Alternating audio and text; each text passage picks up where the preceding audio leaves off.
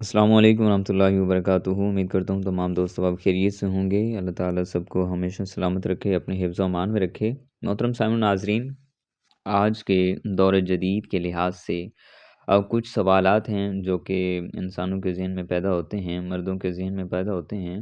وہ یہ ہے کہ یہ سوال آج کے معاشرے میں جو کچھ لوگوں کے ذہنوں میں پیدا ہوتا ہے کہ علماء مرد کی قربانیوں اور ان کی عظمت کو نمایاں طور پر کیوں نہیں بیان کرتے۔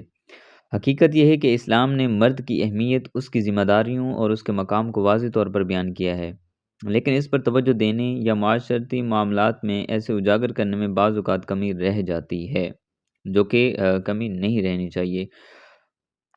مرد کی عظمت کا اسلامی تصور۔ اسلام میں مرد کو گھر اور معاشرے کا سربراہ بنایا گیا ہے۔ قرآن مجید میں اللہ تبارک و تعالی نے ارشاد فرمایا، الرجال قوامون علی النساء، سورہ نساء میں ہے، یعنی مرد عورتوں کے نگران ہیں۔ یہ نگران ہوتا ہے ایک عظیم ذمہ داری ہے جس میں مرد پر اپنی بیوی، بچوں اور خاندان کی کفالت اور تربیت کی ذمہ داری عائد ہوتی ہے۔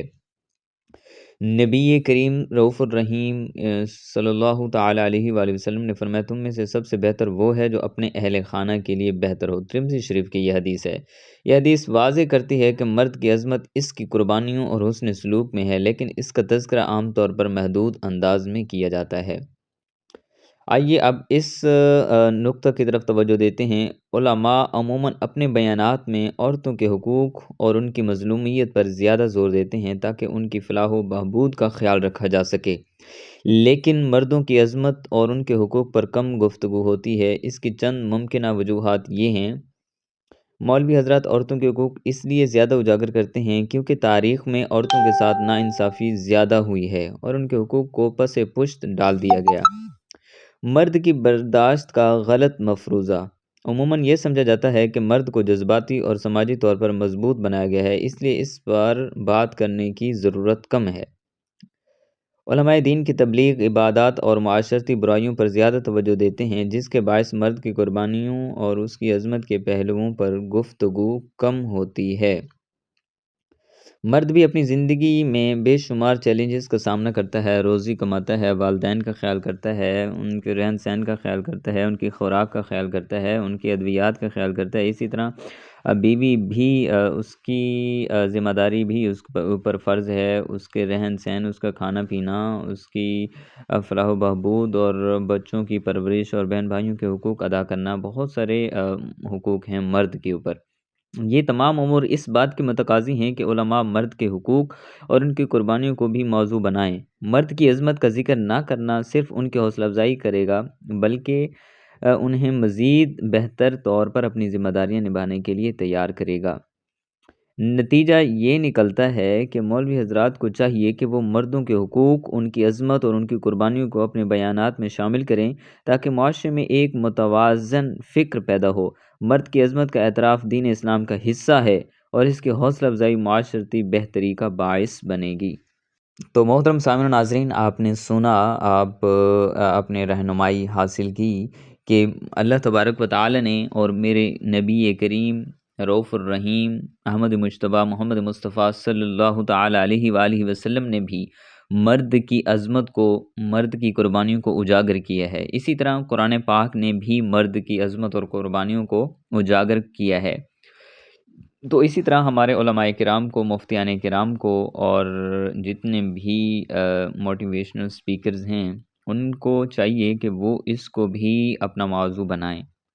محترم سامعین و ناظرین، یہ کچھ ریزن تھیں۔ حالانکہ مرد کے اوپر جتنی ذمہ داریاں ہیں، اس کو روزی کمانا، رات دن، صبح شام، لیل و نہار، ہر لحظہ، ہر گھڑی، ہر وقت اپنی روزی کے بارے میں سوچتا رہتا ہے، اپنے کاروبار کی فکر ہوتی ہے، وہ باتیں سنتا ہے لوگوں کی، اپنی عزت خراب کرتا ہے، نہ سردی کو دیکھتا ہے نہ گرمی کو دیکھتا ہے، رات دن اپنی والدین کو خوش کرنے کے لیے، اپنے باپ کو خوش کرنے کے لیے، اپنی ماں کو خوش کرنے کے لیے، اپنی بیوی کو خوش کرنے کے لیے، ان کے کھانے پینے، ادویات، ان کے رہن سہن اور گھر کے اخراجات، معاملات کو پورا کرنے کے لیے وہ اپنی خوشیوں کو بھول جاتا ہے۔ اپنے والدین کی خوشی کو وہ اپنی خوشی محسوس کرتا ہے، اپنی بیوی کی خوشی کو وہ اپنی خوشی محسوس کرتا ہے، اپنی بچوں کی خوشی کو وہ اپنی خوشی محسوس کرتا ہے، اپنے بہن بھائیوں کے رشتہ داروں کی خوشی کو وہ اپنی خوشی سمجھتا ہے۔ حالانکہ وہ نہ گرمی میں کام کر رہا ہوتا ہے، اس کو گرمی نہیں لگتی، وہ سردی میں کام کر رہا ہوتا ہے، اس کو سردی نہیں لگتی۔ ہر بندے کو گرمی میں یا سردی میں آرام کی، سکون کی ضرورت ہوتی ہے، انجوائے کی ضرورت ہوتی ہے، لیکن وہ سارے اپنے معاملات کو، اپنے انجوائے کو، اپنے دوستوں کو پس پشت ڈال کر گرمی سردی میں اپنی فیملی کے لیے کام کرتا ہے۔ تو فیملی کو بھی چاہیے کہ اس کی حوصلہ افزائی کریں اور اس کے ساتھ اچھے سلوک کے ساتھ پیش آئیں۔ عام طور پہ ہوتا ایسا ہے کہ ایٹ اے ٹائم مرد کدھر جائے وہ ہر ایک کو راضی نہیں رہ سکتا، بعض اوقات بہت ضروری زیادہ معاملات ہوتے ہیں، اگر وہ والدین کی زیادہ خدمت کرتا ہے تو بیوی بچے ناراض ہوتے ہیں، اگر بیوی بچوں کا خیال کرنا بھی فرض ہے، وہ اگر بیوی بچوں کی طرف زیادہ توجہ کرتا ہے تو والدین ناراض ہوتے ہیں، بہن بھائی ناراض ہوتے ہیں، اس طرح بہت سارے معاملات ہیں۔ تو آج کی ویڈیو کا جو نتیجہ نکلتا ہے وہ یہ ہے کہ مرد کی ان بہت بڑی عظمت ہے، بہت بڑا شان ہے، بہت بڑا مقام ہے جو کہ رب کائنات نے بھی عطا فرمایا ہے، میرے نبی کریم صلی اللہ علیہ وسلم نے بھی عطا فرمایا ہے، اس کی قربانیوں اور ذمہ داریوں اور حسن سلوک کے طفیل۔ تو وہ اپنا جو ہے وہ قربانی دیتا ہے اور دیتا چلا آ رہا ہے، آگے بھی دے گا۔ وہ اپنے جو ذمہ داریاں ہیں، جو اپنے حقوق ہیں وہ احسن طریقے سے ادا کر رہا ہے۔ تو ہمیں چاہیے والدین کو بھی چاہیے کہ اپنے بیٹے کی حوصلہ افزائی فرمائیں، اور بیوی بچوں کو بھی چاہیے کہ اپنے گھر کے فرد کی حوصلہ افزائی کریں اور اس کے ساتھ ساتھ پورا تعاون کریں تاکہ اس کو مزید حوصلہ افزائی ملے۔ شکریہ۔